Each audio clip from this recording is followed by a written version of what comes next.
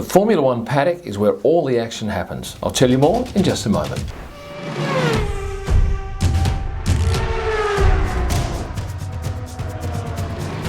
I spend most of my time in the Formula One paddock, except when I'm out taking photos on track. So let me run you through some of the interesting things about the various paddocks around the world. For a start, this is where you want to be. This is the entrance into the Baku Paddock in Azerbaijan. To get in, you need to go through these swipe gates. To get through the swipe gates, you need a media pass or a pass that allows you access to that paddock. Now, you can't buy these tickets. You'd love to, I'm sure, but you can't. People who get access are working people, media, teams, personnel, guests of teams like Red Bull and Mercedes, but certainly it's not a ticket that's freely available. So once you get into the paddock, you're into this marvellous world.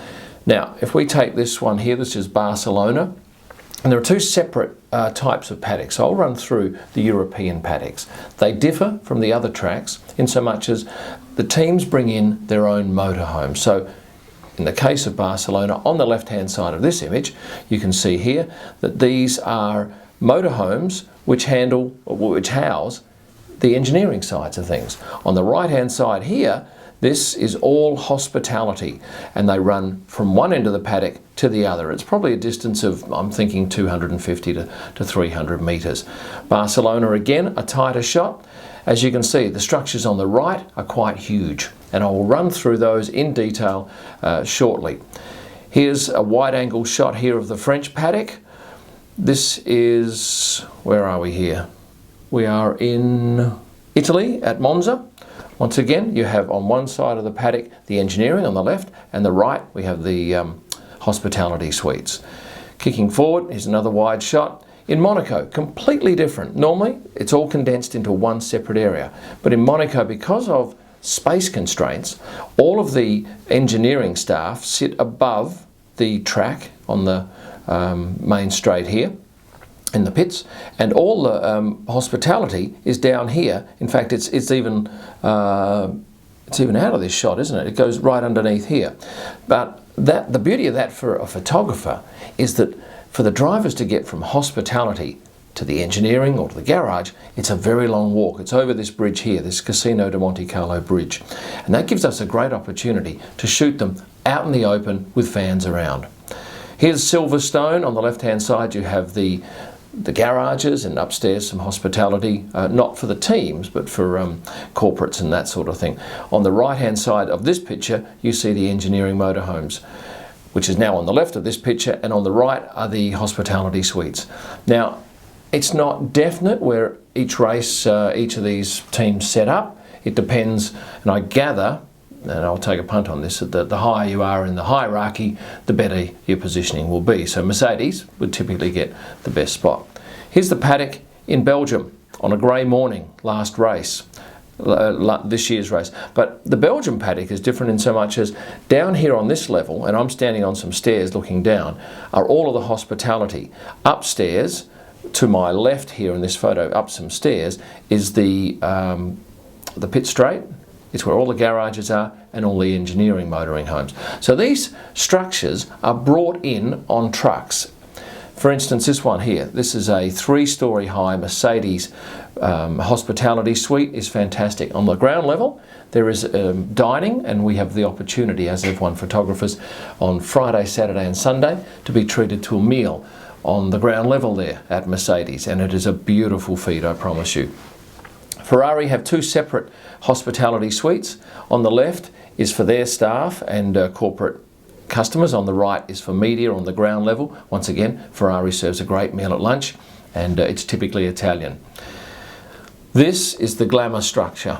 This is the Red Bull Energy Station, new for this year, and it houses 2 separate teams. On the left, Toro Rosso. On the right, Aston Martin Red Bull. And by day you can see the height of the thing. It's a monster structure. It clearly is the dominant feature in the European paddocks.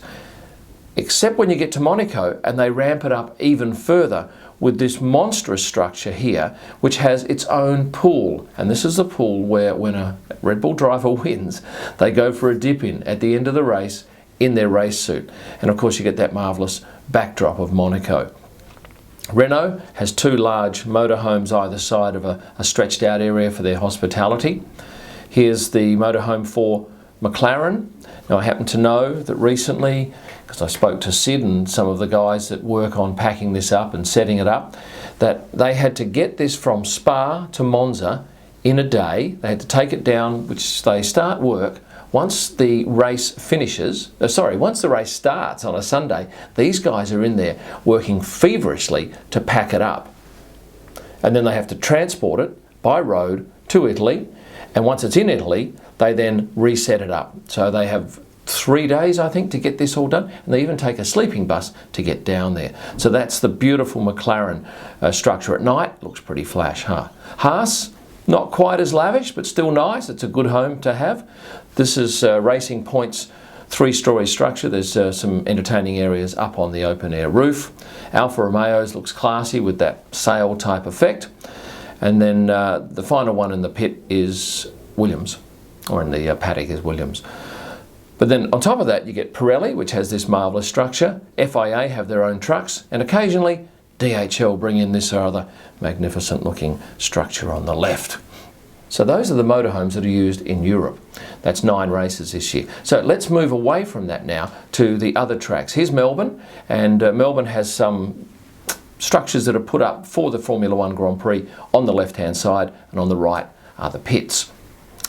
Abu Dhabi has permanent structures here, and they are quite lavish and beautifully built structures. On the left, on the right you have the garages, and this is a view from up on high.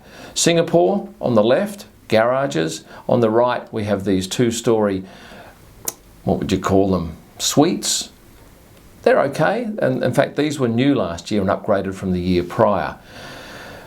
In Baku they're harder structures, almost container-like, and the teams have 1 or 2 of those per team. And on the right hand side here you see hospitality, on the left hand side you see the entrance to the garages. I think the Bahrain Paddock is probably one of the nicest. It's wide, it's got permanent structures on the left, garages on the right, or vice versa in this particular picture, but it really comes alive at night when all these trees are lit up with fairy lights, and of course lighting on the left for the garages. Go to Mexico, we've got these structures on the right here and the garages on the left. It's a nice paddock and a very beautiful shot to be had first thing in the morning. It's quite glorious with that orange light that comes through. This was a rainy day in Austin. Garages on the right and the hospitality suites on the left. They're nothing special. They're probably the most ordinary of all the offerings around the F1 circuits. And this is Sochi with some hard structures on the left, and on the right we have the garages. Well, in fact, this is Japan, and their hospitality suites are probably on par with the other one I just mentioned. They're ordinary, but it is what it is. Brazil, quite a small paddock in width with these structures on the left, or now on the right for hospitality, and on the left the garages. And without a doubt the most soulless paddock of all is China. It's this wide expanse with absolutely nothing in it, except last year they had that F1000 logo printed on there. So that gives you an idea of the different paddocks around the world.